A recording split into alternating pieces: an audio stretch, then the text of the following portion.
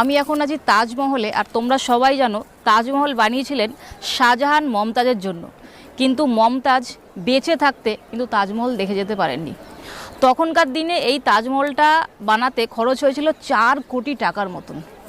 তারপরে আস্তে আস্তে মানে মমতাজ মরে যাওয়ার পরে শাহজাহান ভাবে যে আমার জন্য একটা তাজমহল বানানো উচিত। তখন যমুনা নদীর ওই পাড়টা তোমাদেরকে দেখাই, দেখো একটা ব্ল্যাক তাজমহল শাহজাহান বানাতে চেয়েছিলেন। এই যে খালি জাস্ট কাজ হয়েছে।